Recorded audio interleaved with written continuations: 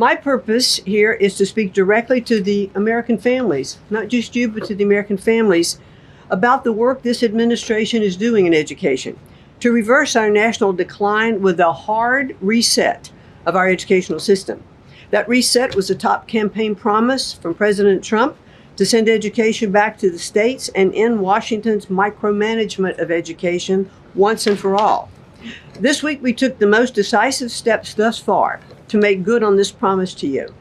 We have linked 6 groundbreaking partnerships with other federal agencies to delegate education department programs that are redundant with existing programs at Labor, State, Interior, and HHS.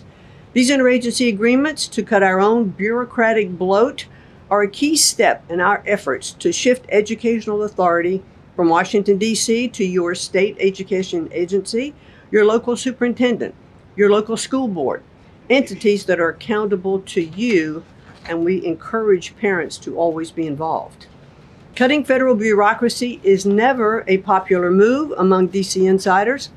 A chorus of anti-Trump voices have come out of the woodwork to complain that we are defunding education, harming students, or acting without a plan. This could not be further from the truth. The majority of Americans across the country handed President Trump the popular vote precisely because they have seen the brokenness of a top-down education system run by the federal government. They're painfully aware that only 3 out of 10 students can read proficiently at their grade level. They know that college students are collectively $1.7 trillion in debt, and less than half of college graduates get a job that actually uses the degree which they studied so hard to get. They see more teachers than ever before leaving the profession due to burnout, over-regulation, and lack of autonomy in the classroom. Anti-Trump voices are stirring up fear that returning education to the states is a draconian action. When Americans hear that we are shutting down the department, but given no other details, 51% oppose it.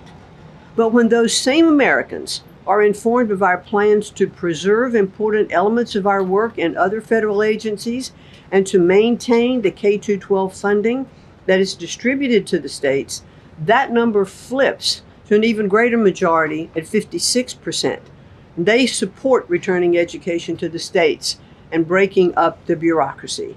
That's because the Department of Education is a pass-through entity. It doesn't educate a single student. The money it sends to states for education can be sent directly without waste. The Democrats' government shutdown proved that without a doubt, and I'll reiterate what you said, that the Department of Education was not necessary during the shutdown.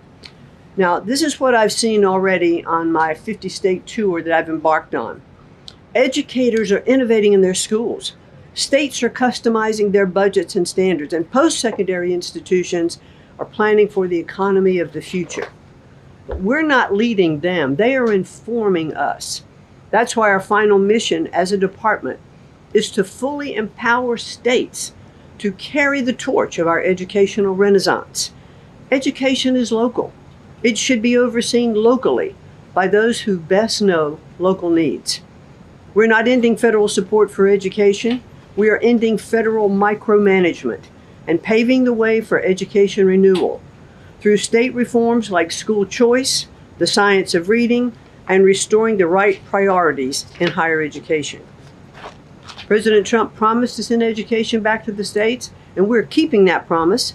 America's next generation will look back on the work we've carried out, thankful for an education system that prioritizes students over bureaucracy. Thank you. Well, thank you very much, Madam Secretary, and we'll take some questions for the Secretary if you have them. Elizabeth, why don't you start? Thank you for joining us. You announced the partnership to move some functions of the Education Department to other agencies. Are you talking to members of Congress about codifying this so that it lasts beyond the administration? Yes, we started our conversation, and thanks very much for asking that, because there have been some reports that Congress is in the dark on this. That's clearly not true. We've been talking to, I've talked to dozens of members of Congress to explain to them exactly what we're doing, to bring them up to speed, and to say to them, look, when we have completed some of these transfers that are working incredibly well, then we will be looking to Congress to codify those, make them permanent.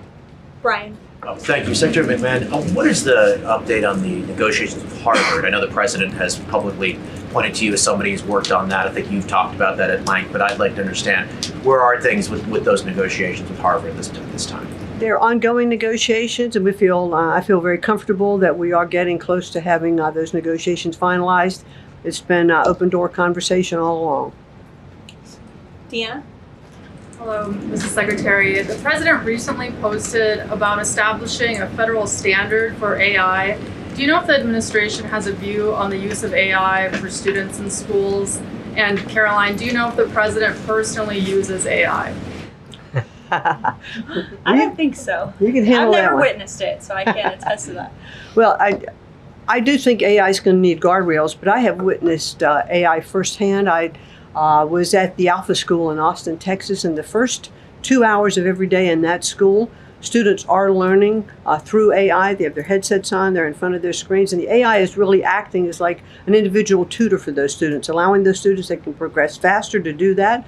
Those who need a little catch up, it refeeds information to them. And so after those 2 hours of learning, the basics of what they're doing in their curriculum that day, then they spend the rest of the day, they have good recess and all of that time, but then they spend the rest of the day in what are called life skills, and they're actually using the information that they've learned this morning. So I've seen some AI in action that is really proving quite beneficial. Michael? Thank you, Caroline. Secretary McMahon, as the Education Department continues to pare down, can you talk about taxpayer services like charter school grants and how the department will continue to assist kids with special needs? Well, we are going to make sure that there's no interruption in getting that grant money out the door.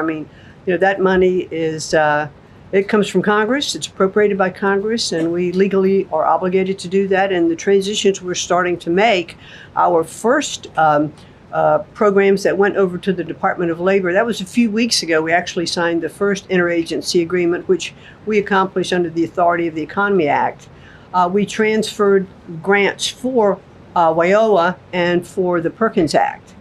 And the really good news is that the Department of Labor has a much more sophisticated system, technology system and grant fulfilling system than the Department of Education does. As a matter of fact, our executive manager that went over with that group over to labor said he would compare what the labor system is to education's like held together by bubble gum that is not connected to any other part. So we were able to get those grants out the door more smoothly, and states have actually better access for those systems than they do at the Department of Education. So that's a real bonus. Take a couple more. Carrie, go ahead.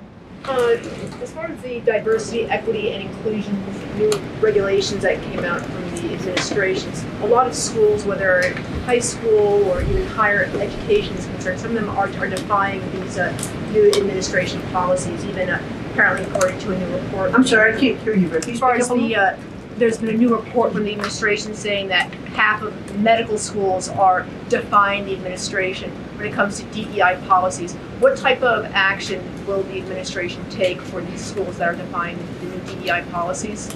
Well, certainly the president has been very clear, and the Department of Education has taken measures to make sure that as schools are developing, their policies, or if they have open DEI offices, they're closed, or DEI regulations and rules are stripped, from their programs, and so that will continue.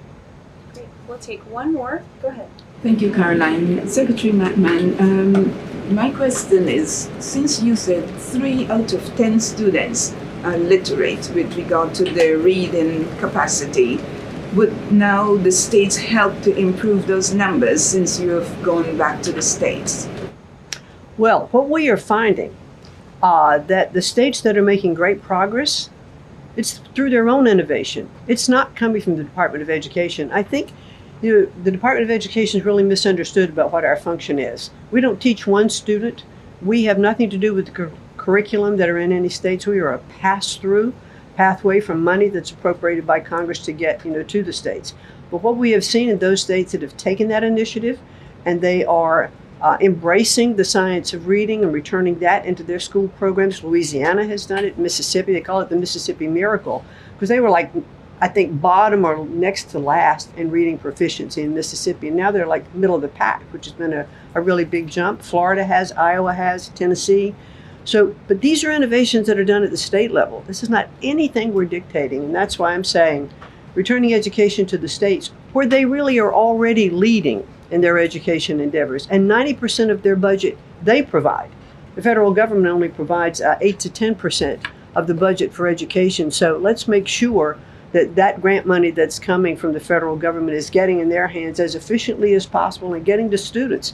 We don't want teachers having to spend their time and money in regulatory compliance. There was one superintendent chief who said to me that they had done some calculation in their state, and that for every dollar that went into the classroom in a grant, 47 cents was spent in regulatory compliance. So let's get the money into the hands of our students and our teachers. Let's raise the level of education. The other thing I'll do, and I'll quickly wrap up for you, is this 50-state tour that I have embarked on. We've done about 14 states. We've shut down a little bit during the shutdown.